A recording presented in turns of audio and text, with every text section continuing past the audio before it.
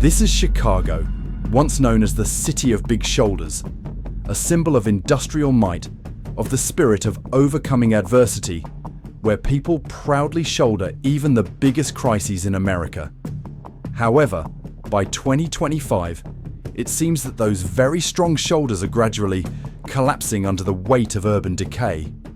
Endless rows of makeshift tents, crime no longer waits for night to appear, and neighborhoods once patrolled by police have become no-go zones, where the law seems to be nothing more than a concept on paper.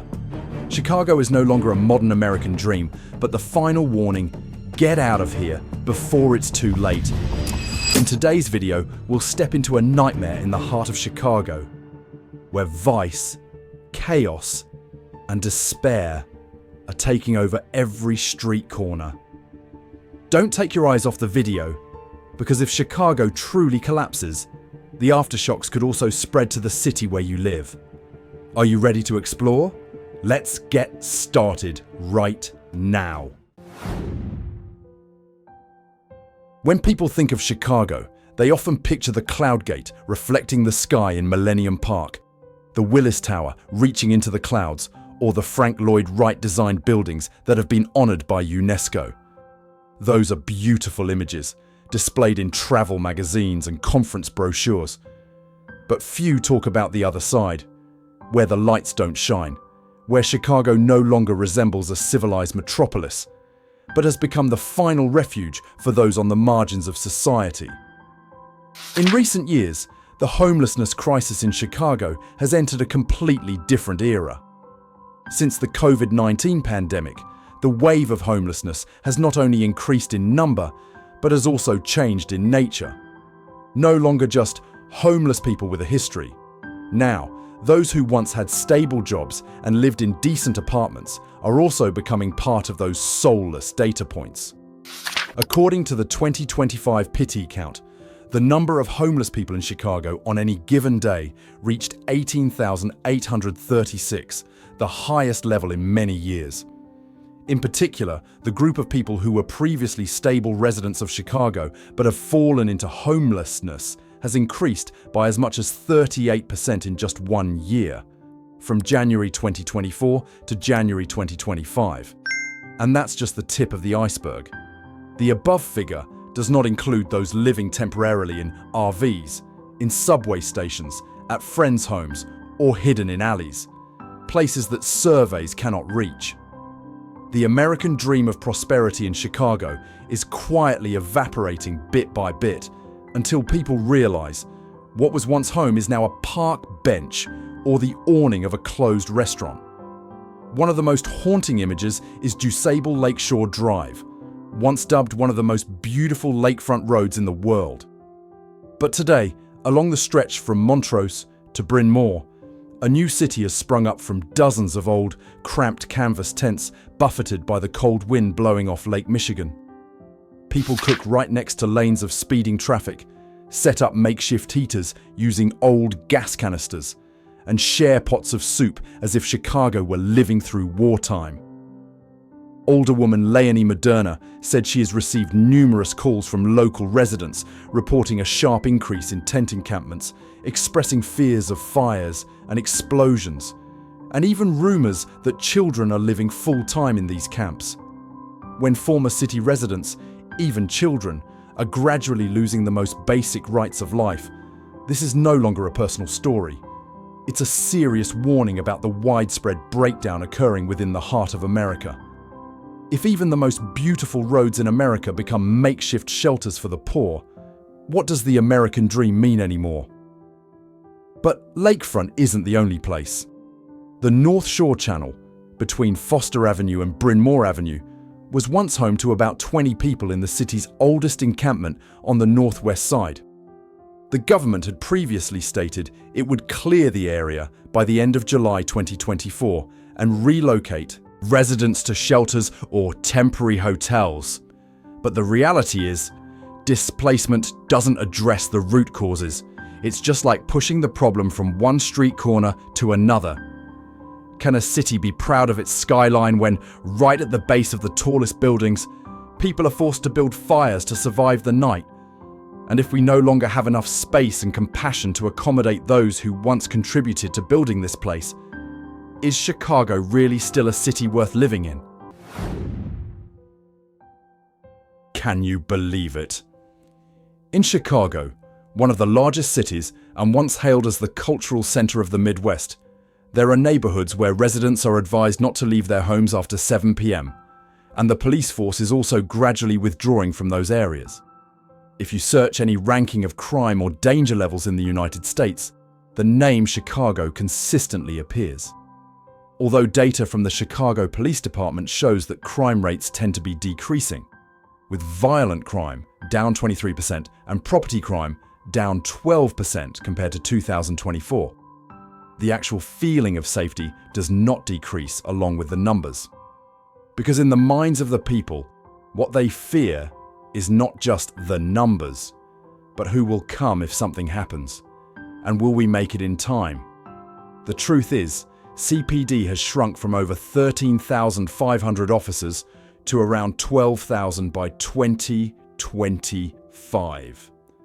A loss of over 1,500 personnel in a short period. This means that many areas are no longer patrolled regularly, and response times to 911 calls are slower than ever. A 54-year-old Uber driver recounted, "I used to go to every corner of the city, but not anymore. There are some routes where, if a customer books a trip, I will cancel it. If I keep stubbornly going there, I'm not sure I'll make it back safely." That's not an exaggeration. In some peak weeks, 911 response rates in certain areas have been declining, and many violent incidents are not being investigated due to a lack of resources. One of the clearest pieces of evidence for the decline in urban quality is the mass closure of McDonald's branches in the Loop, Chicago's economic, tourism, and transportation hub. Where you could once find a McDonald's within a 10-minute walk, there are now only a few scattered locations, and the area is struggling with a breakdown of security order. According to internal sources, crime, teenage delinquency, and disruptive behavior by the homeless are the main reasons why McDonald's is gradually withdrawing from this city. Some branches have become hotspots for groups of young people to gather, fight, and engage in threatening behavior towards staff, making it dangerous and no longer worthwhile to operate. Although McDonald's has not officially announced the reason for its withdrawal, many sources, according to analysts, believe the core reason stems from the fact that it is no longer a controllable environment. Notably, it's not just Chicago. In New York and Virginia, some McDonald's locations have implemented age restrictions, only allowing customers under 20 years old to enter when accompanied by an adult. Some places have doorbells and security staff at the entrance, all just to sell a burger and a soda. And then the government was criticized not only for failing to protect businesses, but also for creating the illusion that crime was decreasing, while the actual experience of the people was completely the opposite. A small business owner in the Loop shared, "If even McDonald's has to hire security, what reason do I have to keep my store open? If even McDonald's, a symbol of familiarity and mass culture, has to withdraw from the city centre, what does that say about the level of simmering unrest here? Is Chicago still a livable place? Or is it gradually becoming a city left behind, as even its residents and core values are withdrawing one by one?" In Chicago, there's a heartbreaking paradox quietly eroding the dream of home ownership. Working hard is no longer enough to keep a roof over your head. That's not hyperbole, but the reality faced by the 2 million residents here. The average rent for a one-bedroom apartment in Chicago has now surpassed $1,870 per month, according to data from Rent.com for 2025. Meanwhile, average income of low-income workers is only about $32,000 per year, equivalent to about $2,666 per month before taxes. When nearly 70% of an adult's income is just enough to cover rent, the remainder for food, utilities, healthcare, and education becomes a balancing act with an empty wallet.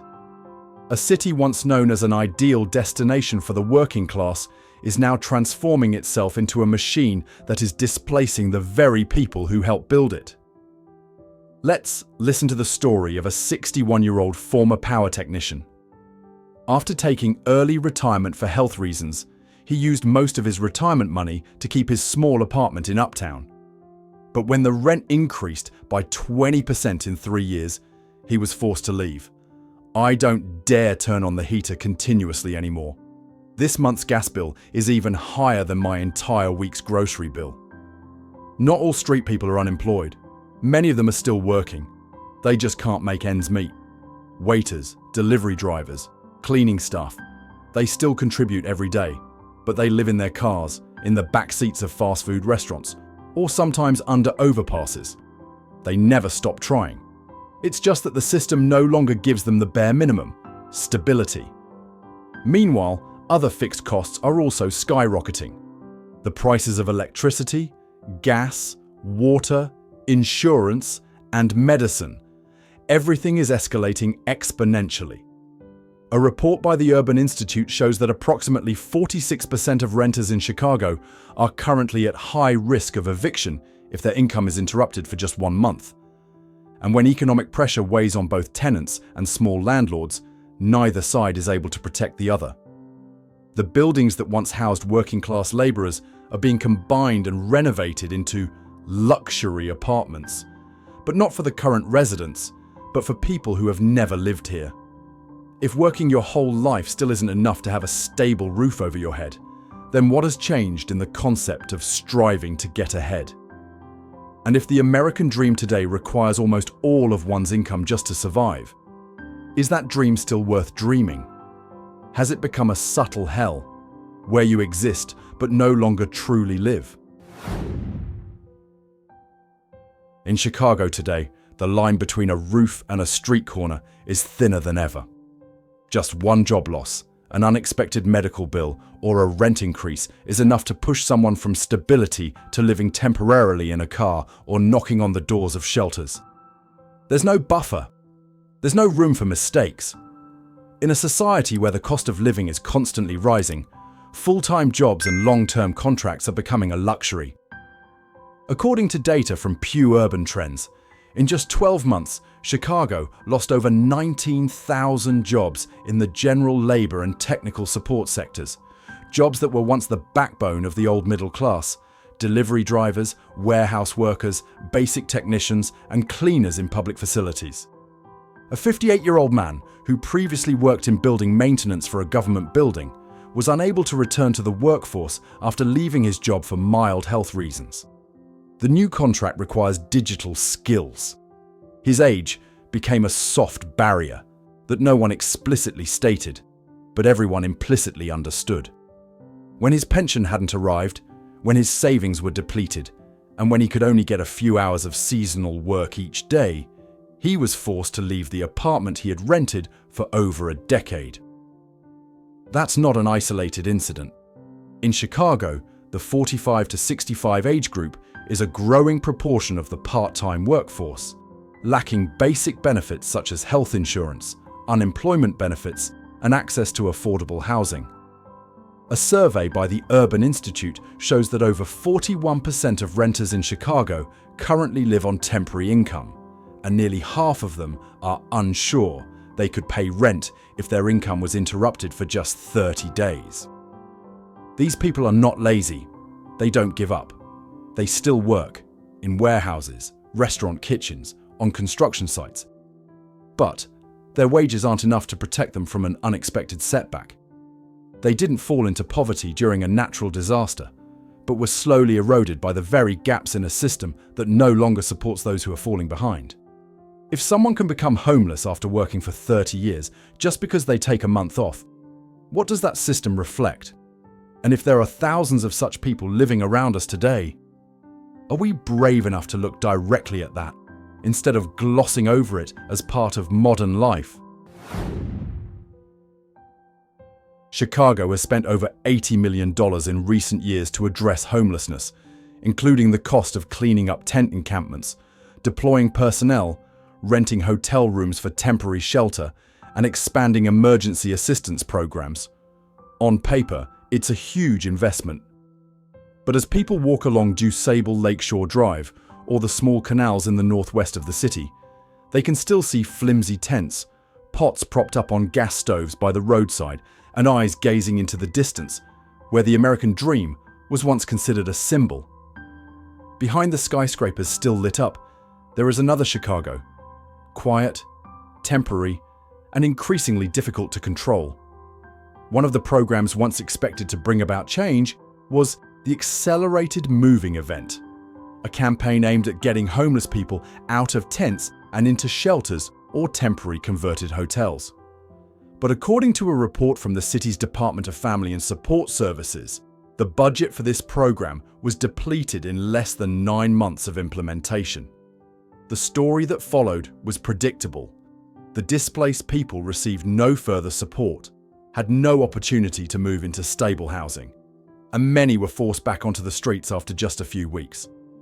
We take down the tents, but we can't erase the reason they were put up. The old camp along the North Shore Channel, once home to about 20 people, is located between Foster and Bryn Mawr Avenues. The city announced it would clear the area in July 2024, moving residents into shelters downtown. But according to an investigation by the Chicago Tribune, most residents here either refuse to leave or quickly return to other areas after being unable to adapt to the conditions at the shelter. Crowded, lacking privacy, and strictly controlled. An 85-year-old veteran said he felt trapped in a temporary system, rather than help to escape it. As a result, camp cleanup campaigns became a familiar cycle. After cleaning up one area, tents would reappear in another location a few weeks later. Local residents are feeling tired, the homeless are constantly disrupted, and the policy system is still spinning in circles like a wheel without an axle. The problem isn't that nothing has been done, but rather that a lot has been done, but in the wrong direction. It's undeniable that local governments are facing countless pressures, limited budgets, fluctuating populations, and lingering post-COVID challenges. But for the people living near the temporary camps that spring up every month, the most present feeling isn't that the government is trying, but rather that we're going around in circles on a problem that's already too obvious. If the budget continues to increase steadily each year, but the number of homeless people hasn't stopped growing, are we perhaps measuring success incorrectly? If you ever set foot in Chicago in the 70s or 80s, you'll remember a vibrant city where every street lamp seemed to have a story to tell. Iconic structures like the Willis Tower, the Chicago Theatre, or the Wabash Avenue Bridge are not just tourist destinations. They are testaments to an era when America believed in the future, in the prosperity that every citizen could achieve through honest labor. But today, when you return, you might not recognize that city anymore. Police withdrew from neighborhoods that were once commercial centers. The big store is closed. The once lit rows of houses now bear dusty "for lease" signs. The billboards for luxury real estate are directly across from the dilapidated homeless encampments. A starkly contrasting image. The American dream curled up and sleeping on the sidewalk, right at the foot of the towers that once symbolized hope. According to a report by the Chicago Policy Institute, over 31% of urban youth aged 18 to 24 are living in housing instability, many of whom grew up in middle-class families. These numbers are not just statistics, they are indicators of a trend. As the line between having a home and being homeless becomes increasingly blurred, and as hard work is no longer a guaranteed ticket to a decent life. The city government is still promising reform plans. But what's concerning is that no one has the patience to believe anymore. A 63-year-old worker, a former railway engineer, shared, "Back then, I believed Chicago was the place where all dreams came true. Now, I just hope my grandchildren leave this place as soon as possible." The heartbreaking lesson here isn't just the story of the collapse of a city, but rather it's the shattering of a belief that this society will always have a place for those who try. When a city like Chicago, once a symbol, also becomes depleted, is there anywhere safe left? The ending of this story hasn't been written yet, but it is perhaps the audience of this video, those who once believed in and lived through the great years of America, who can help ask the most fundamental question: what are we building? And what are you letting collapse right before your eyes? In the minds of many older Americans, Chicago is not just a city. It's a symbol of industry, of labor, of rising amidst train smoke and skyscrapers. A place where if you work hard, you can support your entire family. Where a steelworker could still buy a house, raise children, and retire peacefully. And yet today, the very place that once held the promise of the American dream is becoming a vivid testament to a shattered dream. What are we seeing? The once bustling neighborhoods are now deserted. Family-owned businesses are closing because they can't cope with operating costs, crime, and sparse customer traffic. Homelessness is no longer a foreign concept, but has become an integral part of the urban landscape. And perhaps most heartbreaking is the absence of trust, when even the police, who are supposed to be the last line of order, are forced to retreat from areas considered too dangerous to patrol at night. So the question is, can Chicago be revived? If you only look at the surface, many people will probably shake their heads. But if you look deeper, there's one thing that hasn't been lost: the people. They are the people who are still staying, still living, still trying to hold on to the last vestiges of warmth from the community. A retired teacher still dedicates their time to teaching children in the temporary shelter for free. An immigrant worker wakes up at 4 a.m. to do 2 jobs, not just to feed their own family, but also to share meals with a neighbor who has nothing in their fridge. It was they, not the 5-year plans or the budget reports, who were the small flame still burning amidst the city's icy winter. Nevertheless, any revival, if it occurs, cannot come from a single individual's efforts. It needs structural changes, truly affordable housing policies, practical financial support for the working class, rebuilding trust with law enforcement, and focused economic recovery programs with long-term commitment. Most importantly, Chicago needs leaders who are willing to acknowledge the truth rather than hide or sugar-coat the data. A city that doesn't collapse from temporary difficulties. It will only die when people stop believing it's worth protecting. And perhaps what Chicago needs most isn't a miracle, but a moment of awakening, when the very people who built it decide not to let it fall. Can Chicago be revived? Perhaps it's still too early to know for sure, but this is the time to ask that question seriously, so that no generation after this will have to grow up on abandoned streets under streetlights that have gone out, and no one bothers to turn back on. Perhaps the most heartbreaking sight isn't the image of cold tents under the shadow of skyscrapers, or the once bustling streets that have become no-go zones after sunset, but rather the feeling that a city that once promised so many opportunities, that was once the pride of industrial America, is now crumbling piece by piece.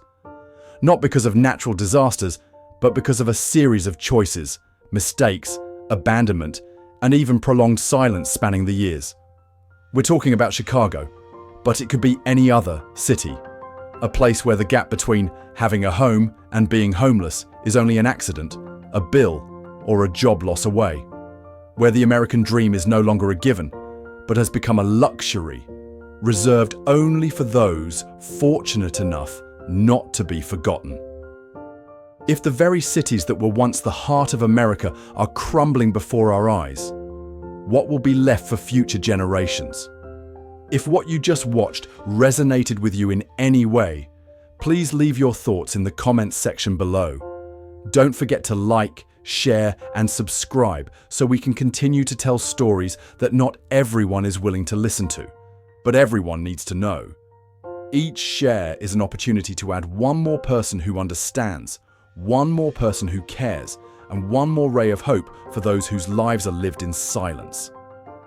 This video is not intended to condemn any organization, individual, or political group. All information presented is based on publicly available data, official reports, and field observations from multiple perspectives. The stories, images, and perspectives presented are educational in nature, reflecting social realities to stimulate constructive discussion without creating incitement, panic, or stereotyping. We do not condone any illegal behavior, normalize suffering, or turn human misery into entertainment. This is not a conclusion, but an invitation to reflect together, to dialogue together, and to hold on to the remaining humanity within each of us.